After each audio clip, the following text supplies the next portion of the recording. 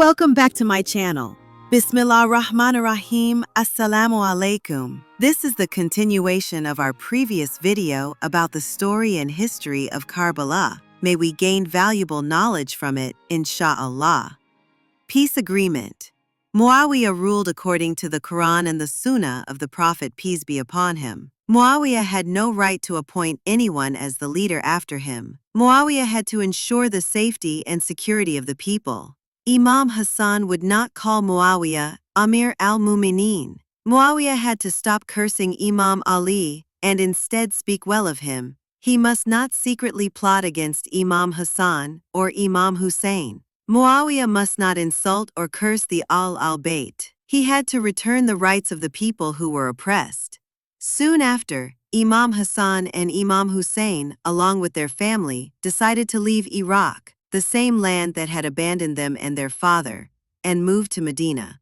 In Medina, both imams wasted no time in organizing gatherings for Islamic discussions. These gatherings became very successful and gained great popularity. People from as far as Egypt, Iraq, Yemen, and other distant regions traveled to Medina to learn from the imams. As a result, many Islamic scholars were educated and guided by them.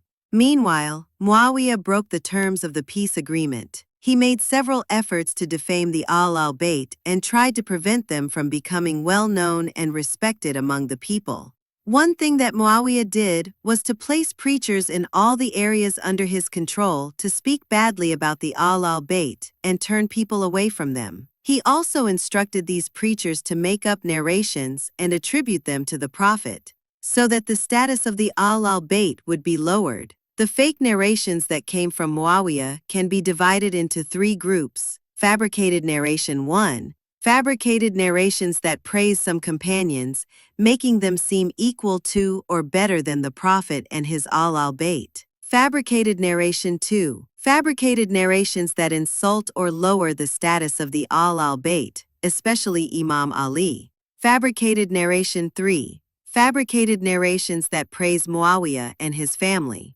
Another thing that Muawiyah did was send agents to scare, kidnap, or even kill innocent people, especially those who were loyal to the al-Bayt. Instead of using the public treasury to help the poor and needy, Muawiyah's governors used it for their own personal needs, spending it freely and excessively. Many followers of the al-Bayt protested against Muawiyah's injustice, but they were killed by him. Muawiyah also had a son named Yazid and wanted him to become the caliph of the Muslims after him. Yazid was a symbol of corruption, oppression, drunkenness, and a clear example of disbelief and turning away from Islam. Wherever there is mischief and evil, the name of Yazid is mentioned, and wherever there is goodness, truth, and justice, the names of Imam Hassan and Imam Hussein are remembered. However, the peace agreement Muawiyah had with Imam Hassan would cause a major problem among the people if he openly chose Yazid as the next caliph. So, Muawiyah planned that if Imam Hassan passed away, he could do whatever he wanted to make Yazid his successor without facing opposition. Muawiyah offered Imam Hassan's wife a large amount of money and promised to let her marry Yazid if she agreed to poison Imam Hassan. She found the offer too tempting and foolishly accepted it, eventually poisoning Imam Hassan.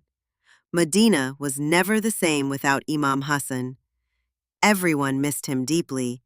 People began to see the true face of Muawiyah and started to hate his hypocritical behavior. Muawiyah continued to bribe people to give allegiance to his son Yazid. With Imam Hassan out of the way, many people accepted Yazid out of fear of being killed or because they were offered large amounts of money. However, Imam Hussein, along with his family and followers, refused to obey Muawiyah and did not give allegiance to his corrupt son Yazid. Muawiyah eventually became very sick and was affected by serious diseases. He later died. Yazid then became the next illegitimate caliph and continued his father's ways, bribing, pressuring, and threatening people to accept him as the ruler of Islam. The entire empire was going through dark and difficult times. Anyone who dared to speak out against Yazid was severely punished. Women were no longer safe, marriage lost its sacred meaning, and women's dignity was at the mercy of Yazid's brutal soldiers. Yazid told Walid, the governor of Medina, to demand allegiance from Imam Hussein. If Imam Hussein refused, he was to be killed. Imam Hussein did not accept Yazid's rule and decided to leave Medina with his family and go to Mecca. The Imam also knew that during this time, many people from around the world came to perform Hajj, so he planned to use this opportunity to gather more support against Yazid. Imam Hussein told his companions, "Let's leave Medina. I don't want my martyrdom to occur in my grandfather's city." He then went to his grandfather's blessed grave and pleaded, "Grandfather, your peoples doesn't even allow me to stay in your city." He cried and lamented, and as he slept, he had a dream. In the dream, he was told, "My grandson, your martyrdom is certain, and it is through your sacrifice that Islam will be saved." Before starting his important journey, Imam Hussein, peace be upon him, went to visit the graves of his loved ones in Medina. With deep respect and love, he stood at the grave of his grandfather, the Holy Prophet Muhammad, peace be upon him and his family. Imam Hussein had promised to protect the Prophet's message, even if it cost him his life. He also visited the grave of his mother, Lady Fatima al-Zahra, peace be upon her.